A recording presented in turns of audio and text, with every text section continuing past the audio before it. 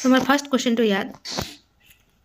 What is the greatest possible length which can be used to measure exactly the length 8 meter, 4 meter, 20 centimeter and 12 meter, 20 centimeter. 8 meter, 4 meter, 20 centimeter আৰু 12 meter, 20 centimeter. সবতছে ডাঙৰ possible length কোনটো হ'ব? তো LCM ল'ব লাগিব। তিনিওটা লেন্থৰে LCM ল'ব লাগিব আৰু সেন্টিমিটাৰ আছে। সো আমি গোটেইকেইটাক সেন্টিমিটাৰত বনাই ল'ব লাগিব। আমি কেনেকৈ কৰিম সলিউশনটো দেখুৱাই দিছোঁ। সলিউশনটো হ'ব আমি জানো যে 1 মিটাৰত কিমান সেন্টিমিটাৰ 100 সেন্টিমিটাৰ মানে 1 মিটাৰত 100 সেন্টিমিটাৰ। তো প্ৰথমটো আছে 12 মিটাৰ 12 মিটাৰত 12 পূৰণ 100 সেন্টিমিটাৰ তো 1200 সেন্টিমিটাৰ হৈ যাব টোটাল। আৰু এটা দিয়া আছিলে 4 মিটাৰ 20 সেন্টিমিটাৰ। ইয়াত কিমান হ'ব 4 × 100 + 20 তো 420 সেন্টিমিটাৰ। এতিয়া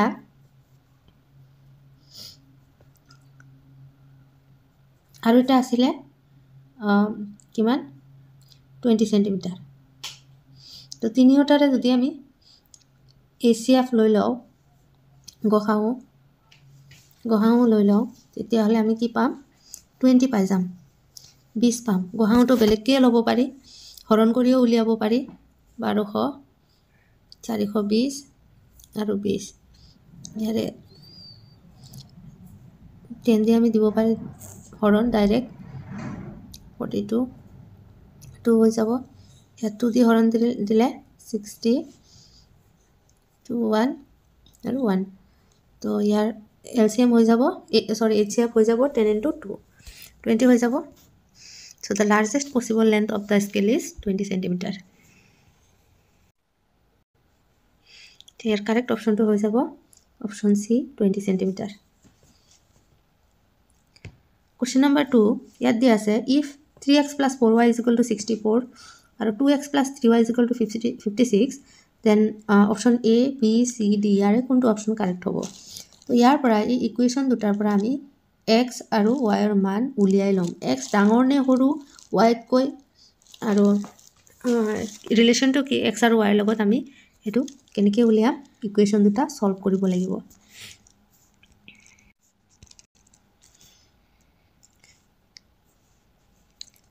ইয়াত ইকুৱেশ্যন দুটা দিয়া আছে।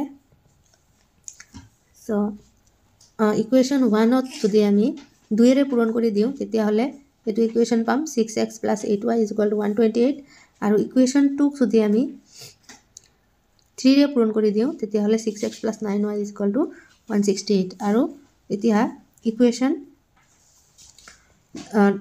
নম্বৰ 2 2 নম্বৰ ইকুৱেশ্যন এইটো 1 নম্বৰ এইটো 2 নম্বৰ।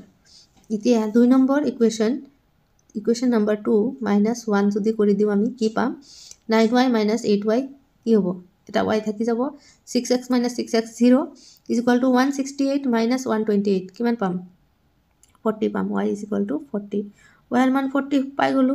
এতিয়া যিকোনো এটা ইকুৱেশ্যনত বহাই দিলে x ৰ মান ওলাই যাব। সো x ৰ মান পাম আমি কিমান x ৰ মান পাম -32 তো y হ'ল 40 x হ'ল -32 তো x is less than y এইটো কারেক্ট আনসার হ'ব। কারেক্ট আনসারটো হৈ যাব option B x is less than y। Question number 3 আছে A B C subscribe ₹50,000 for a business। A B C এ কি কৰিছে এটা বিজনেছৰ কাৰণে সিহঁতে হেৰি কৰিছে 50,000 rupees। A subscribes 4,000 more than B। A বিতকৈ 4,000 টকা বেছি দিছে। B এ কি কৰিছে চিতকৈ 5,000 টকা বেছি দিছে। টোটেল প্ৰফিট হ'ল 35,000। A receives A কিমান পাইছিলে টোটেল। এতিয়া আমি চিৰ ভ্যালুটো সাবস্ক্ৰাইব ৰুপিসটো ধৰি ল'ব লাগিব সাপোজ x তেতিয়াহ'লে b এ কিমান পাব x + 5,000 আৰু c এ কিমান পাব x + b2 কিমান c এ কিমান a কিমান পাব a পাব বিতকৈ 5000 টকা বেছি তো বি কিমান পাইছিলে 4000 টকা বেছি বি পাইছিলে x + 5000 তেতিয়াহ'লে 4000 টকা বেছি x + 9000 এটো হ'ব এ কিমান সাবস্ক্ৰাইব কৰিছিলে ইমান কৰিছিলে হয়নে আমি সলিউশনটো চাম এতিয়া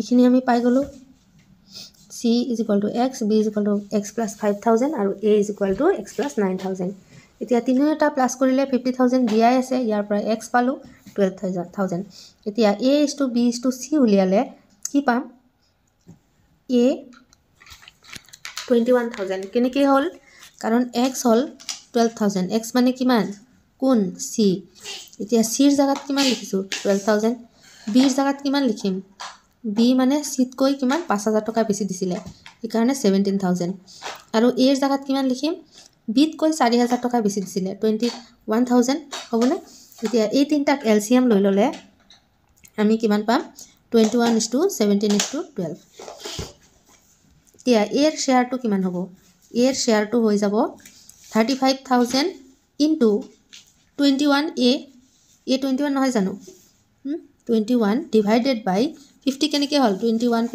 17 + 12 = 50 তিনিটাকে প্লাস কৰি দিছো তো এটো ক্ৰস মাল্টিপ্লাই কৰিলে ইয়া কাটাকাটি কৰিলে কিমান ওলাব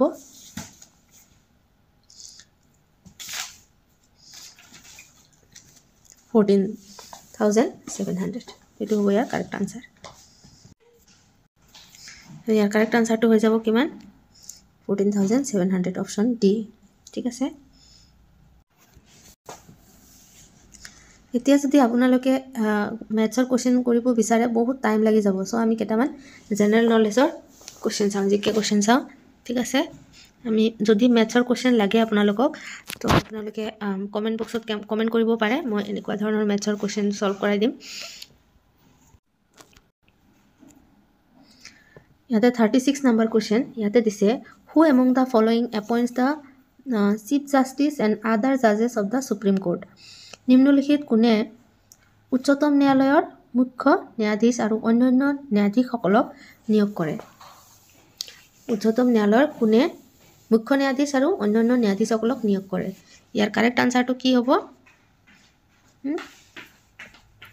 ইয়াৰ কাৰেক্ট আনসাৰটো হৈ যাব অপশন ডি প্ৰেসিডেন্টে নিয়োগ কৰে ঠিক আছে next question number 37 which of the following describes India as a secular state নিম্নলিখিত কোনটোহে ভাৰতক ধৰ্মনিৰপেক্ষ ৰাজ্য হিচাপে বৰ্ণনা কৰিছে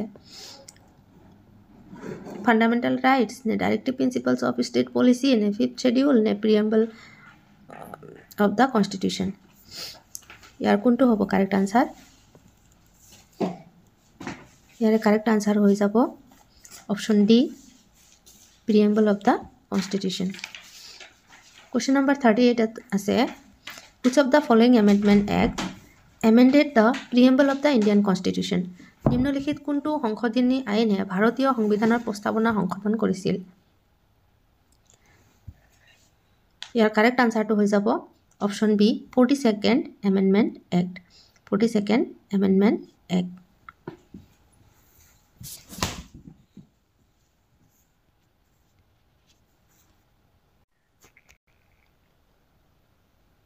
Question number 39 আছে which fundamental rights cannot be suspended even during an emergency জৰুৰীকালীন অৱস্থাতো কোনবোৰ মৌলিক অধিকাৰ স্থগিত কৰিব নোৱাৰি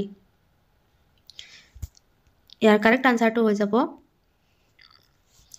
কোনটো হ'ব অপশন ইয়াৰ correct answer option D right to life and personal liberty জীবন আৰু ব্যক্তিগত স্বাধীনতাৰ অধিকাৰ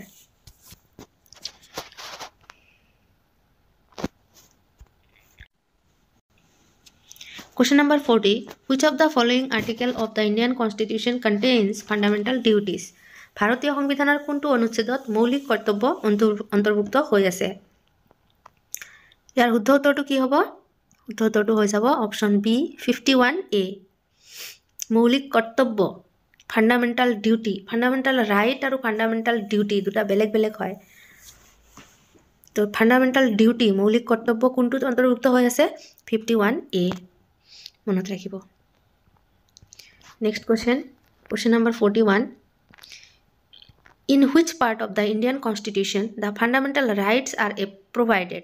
ভাৰতীয় সংবিধানৰ কোনটো অংশত মৌলিক অধিকাৰ প্ৰদান কৰা হৈছে? ভাৰতীয় সংবিধানৰ কোনটো অংশত মৌলিক অধিকাৰ প্ৰদান কৰা হৈছে? ইয়াৰ কাৰেক্ট আনসাৰটো হৈ যাব অপশ্যন বি পাৰ্ট 3। 3 নম্বৰ পাৰ্টত 3 নম্বৰ খণ্ডত মৌলিক অধিকাৰৰ বিষয়ে কোৱা হৈছে। Question number 42 ইয়াত দিয়া আছে Indian citizenship can be acquired through which of the following? নিম্নলিখিত কোনটো পদ্ধতিৰ জৰিয়তে ভাৰতীয় নাগৰিকত্ব লাভ কৰিব পাৰি?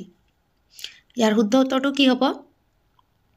ইয়াৰ শুদ্ধ উত্তৰটো হ'ব all of the above, তাৰ মানে by descent মানে বংশাৱলী অনুসৰি, by naturalization প্ৰাকৃতিক কৰণৰ দ্বাৰা, by registration পঞ্জীয়নৰ দ্বাৰা।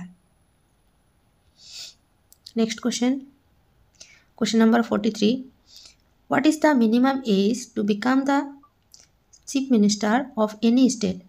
যিকোনো ৰাজ্যৰ মুখ্যমন্ত্ৰী হোৱাৰ নিম্নতম বয়স কিমান? 30 years, 35 years, 25 years, 21 years। মুখ্যমন্ত্ৰী হোৱাৰ নিম্নতম বয়স কিমান? কাৰেক্ট আনসাৰটো কি হ'ব? কাৰেক্ট আনসাৰটো হৈ যাব অপশ্যন সি 25 years। 25 বছৰ, ন্যূনতম বয়স 25 বছৰ।